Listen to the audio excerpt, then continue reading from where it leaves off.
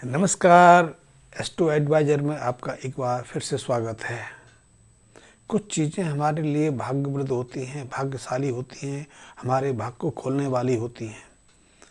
जैसे यदि हमारे घर में कोई बच्चा जन्म ले और उस बच्चे के बाद हमारा व्यापार चलने लगे, हमारी छूटी हुई नौकरी लग जाए, या फिर हम बहुत प्रयत्न करते थे लेकिन नौकरी नहीं लगती थी और उस बच्चे के जन्म के बाद नौकरी लग जाए, या फिर हमारे घर में किसी की शादी हो, विवाह के बाद नववधू हमारे घर में आए, उसके बाद अनायास हम मकान बनाने के सोचते थे, प्रयास करते थे, लेकिन मकान नहीं बन पा रहा था। लेकिन उसके आने से एक निमित्त बन जाता है कि हमारे कार्य मकान बनना शुरू हो जाता है। या फिर हम दुकान लेना चाहते थे, नया व्यापार करना चाहते थे, कर नहीं पा रहे थे, लेकिन ऐसे अवसर के बाद अनायास हम मकान ले लें, नया व्यापार शुरू कर लें, तो हम कहते हैं कि हमारे लिए वो नववधू भाग्यशाली रही, भाग्यवती रही। बच्चे के जन्म के बाद यदि हमारे जीवन में परिवर्तन आता है तो हम कहते हैं हमारे लिए भाग्यप्रद रहा, भाग्यशाली रहा। इसी तरह बहुत सारी धातुएं, बहुत सारे स्टोन्स ऐसे हैं जिन्हें हम भाग्यशाली स्टोन, रत्न के रूप में या धातु के रूप में जानते हैं, और ये प्रचलन बहुत सालों से है। इसलिए एक व्यक्ति सोचता है कि उसका भाग्य चल नहीं रहा है, वो अपने जीवन में सफल नहीं हो पा रहा है, अपने प्रयासों में बार बार वो असफल हो रहा है, या उसकी नौकरी में उन्नति नहीं हो पा रही है, या फिर नौकरी नहीं लग पा रही है। तो बहुत सारी जीवन की समस्याएं होती हैं जिनका निराकरण चाहता है, तो उसके कारण वो कई चीज़ों की मदद लेता है। वो उपाय करता है, पूजा पाठ करता है, मंत्र जाप करता है, मन्नत मांगता है, तीर्थाटन भी करता है, मंदिर मस्जिद गुरुद्वारे तक घूमता है, लेकिन उसको कामयाबी नहीं मिलती। लेकिन फिर कोई बताता है कि आप स्टोन धारण कर लीजिए, रत्न पहन लीजिए, शायद रत्न के बाद आपका भाग्य बदल जाए। तो ऐसे रत्नों को हम भाग्यशाली रत्न कहते हैं, लक्की स्टोन कहते हैं। और ये मान्यता भी हजारों हजारों सालों से चलती आ रही है। मान्यता नहीं, इसके पीछे ऐतिहासिक तथ्य भी हमारे पास उपलब्ध हैं। आपने वृंदावन के बिहारी जी मंदिर को देखा होगा। यदि आप गए हो तो आपने एक चीज़ देखी होगी कि वहाँ के जो पुजारी हैं, बिहारी जी के जो बिहारी जी जहाँ स्थापित थे, उस मंदिर के पर्दे को हमेशा आगे पीछे करते रहते हैं। मान्यता है कि किसी भक्त की आंखें बिहारी जी की आंखों से टकरा ना जाए, अन्यथा उस भक्त की आंखें जा सकती हैं, ऐसी मान्यता है। लेकिन एक मान्यता और भी है कि बिहारी जी की आंखों में इतनी चमक है। किसी समय तो बिहारी जी के मुकुट में एक ऐसा रत्न होता था, स्टोन होता था, जिसके कारण बिहारी जी की जस कीर्ति अभी तक इतनी रही है, जबकि उसको नष्ट करने के प्रयास कई बार हुए। तो उसके पीछे भी कहते हैं कि बिहारी जी के ऊपर मुकुट में जो रत्न स्थापित करता था वो बहुत चमत्कारी था, बहुत वैभवशाली था, और इसलिए उस रत्न की किरणें भक्तों के आंखों में ना लगें, आंखों से ना टकराएं, इसलिए पुजारी उस पर्दे को आगे पीछे करते रहते हैं। ऐसे बहुत सारे स्थानों की बात रही है। आपने कोहनूर हीरा के बारे में सुना होगा। कोहनूर हीरा श्रापित भी हुआ। आजकल वो लंदन की जो महारानी रही हैं एलिजाबेथ, उनके परिवार के पास है। एलिजाबेथ तो 60-70 साल अपने मुकुट में उसको धारण करके पहनती रही। शायद इसीलिए वो सबसे लंबे समय तक ब्रिटेन की गद्दी पर बैठने वाली राजमाता भी रही हैं। हो सकता है बहुत सारे और कारण भी रहते हो।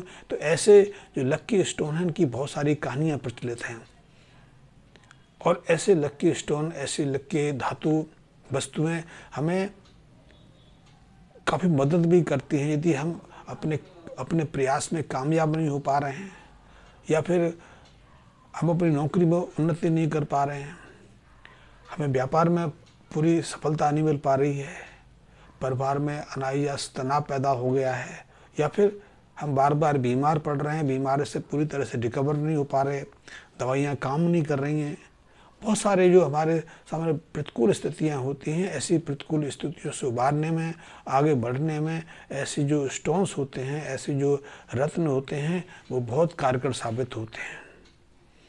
इनके बारे में बहुत सारी चर्चाएं, ऐतिहासिक कथाएं भी उपलब्ध हैं। लेकिन मैं आज बताना चाहता हूं कि मेरे मित्र हैं उन्होंने अपनी जन्म कुंडली और डिटेल के साथ में पूछा है कि उनको कोई स्टोन सूट नहीं कर रहा है। उन्होंने काफ़ी समय से स्टोन पहना हुआ है, तो वो स्टोन सूट नहीं कर रहा है, तो मैं उनके लिए भाग्यशाली स्टोन की जगह भाग्यशाली रत्न बता के हूँ। उन्होंने अपनी डिटेल भेजी है और जितेंद्र जी जींद हरियाणा से हैं। उन्होंने अपनी डिटेल भेजी है 13 फरवरी 1987। जन्म समय उन्होंने 7:45 बजे रात्रि का लिखा है। जितेंद्र जी, आपने जो डिटेल भेजी है उसके अनुसार आपके सिंह लग्न की कुंडली बनती है। सिंह लग्न के स्वामी सूर्य सप्तम स्थान पर है। सप्तम स्थान पर सूर्य आके वैसे ही नीच बन जाते हैं, दुर्बल बन जाते हैं। इसलिए जो लग्न सूर्य के निर्बल होने से आपका प्रताप, आपका प्रभाव उतना नहीं होता जितना कि होना चाहिए। वैसे सप्तम स्थान के सूर्य दाम्पत्य जीवन में, व्यापार में भी विघ्न बाधाएं खड़ी करते रहते हैं।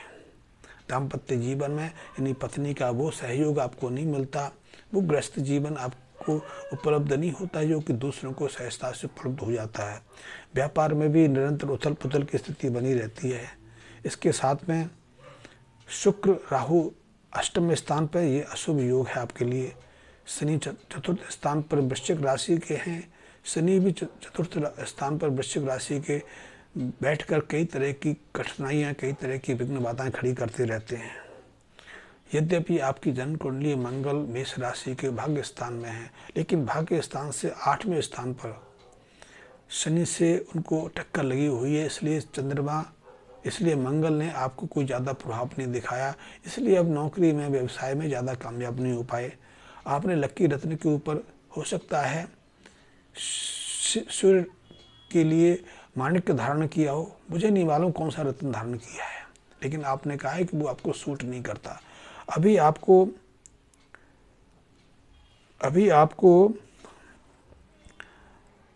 बृहस्पति की महादशा है, सूर्य की महादशा है। सूर्य की महादशा में निश्चित रूप से माणिक्य आपको सूट कर सकता था, लेकिन चंद्रमा सूर्य स्वयं ही नीच के सप्तम स्थान पर बैठे हैं, इसलिए उन्होंने आपको प्रभाव नहीं दिया। इसकी जगह यदि आप लाल किताब संबंधी कुछ उपायों की मदद लेते तो निश्चित रूप से आपको फायदा हो सकता था। क्योंकि जो